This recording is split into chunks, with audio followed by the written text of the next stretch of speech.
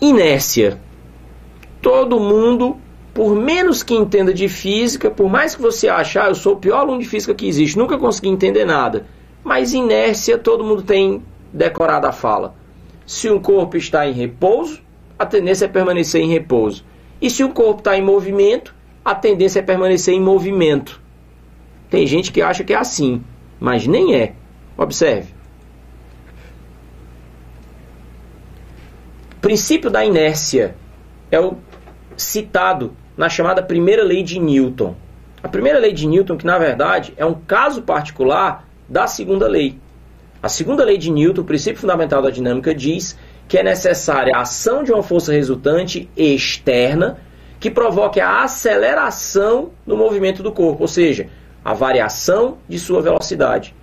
Daí que nós temos que na ausência de força, o corpo tende a permanecer em repouso. E que mesmo quando essa força atua, é difícil você colocar ele em movimento. A tendência é de permanecer em repouso. Tendência significa na ausência de força, ou seja, na ausência de aceleração, ou seja, na ausência da mudança da velocidade. Então, se um corpo está em repouso, a tendência é permanecer em repouso. E se ele estiver em movimento, é o que acontece muito comumente no ônibus. E o pessoal que vai em pé no ônibus sente isso muito mais. E o ônibus precisa dar uma freada. E aí o cara se sente sendo jogado para frente. Você não está sendo jogado para frente. O ônibus é que ficou para trás. E se você estava em movimento, a tendência é permanecer em movimento. E aí experimenta ficar distraído e não se segurando aquele ferrinho lá em cima, não. E aí é que você vai de fato saber o que é a inércia. Agora, pense comigo. De fato, a situação que nós temos, a inércia diz respeito à ausência de uma força resultante. E aí é preciso que fique claro. A ausência de resultante não significa ausência de forças. Isso é até uma situação bem difícil de acontecer. Agora, resultante é o resultado da soma vetorial de todas as forças que atuam sobre o corpo. Se houver forças atuando, mas o conjunto delas gerar um resultante nulo, ou seja, é como se não houvesse forças. Segundo Newton, também não vai ter aceleração.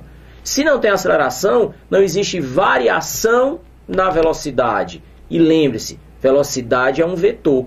Observe o que acontece se esse vetor não varia. Olhe na tela. Seria o caso, por exemplo, de você ter uma esfera girando ao redor de um ponto central, presa, por exemplo, por um fio. Então, o fio exerce uma força de tração.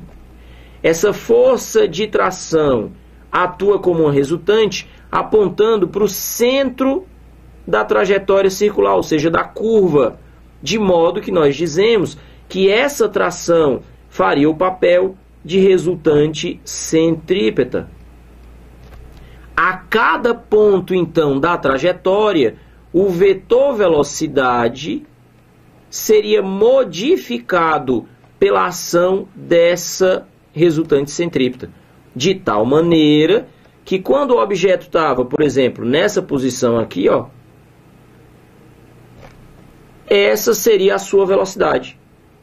E eu não vou nem falar de mudança no valor da velocidade, não. Eu falo mesmo na mudança de direção e de sentido. Observe que está sendo feita uma curva. Fazer uma curva é exatamente isso. Mudar a direção e o sentido da velocidade do movimento.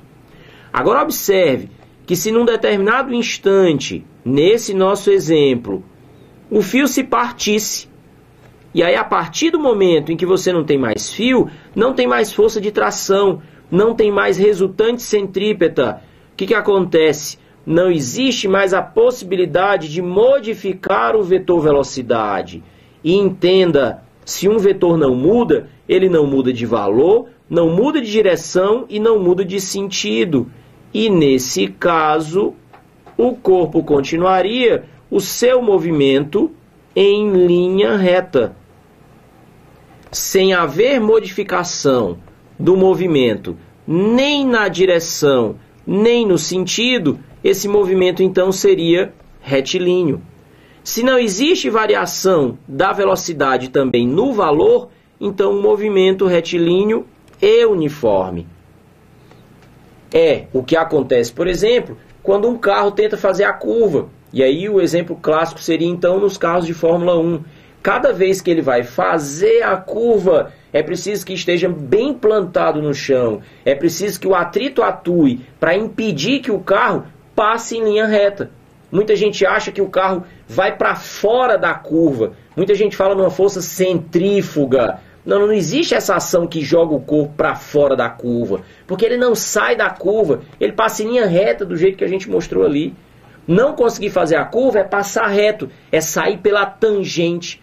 Porque falta o atrito. Na hora que falta o atrito, falta a ação centrípeta, falta a capacidade de fazer a curva. Resultado: tem muita gente que acha que, na ausência de força, por conta da inércia, se um corpo está em movimento, a tendência é permanecer em movimento. Mas nem é, viu? A tendência é permanecer em movimento retilíneo e uniforme.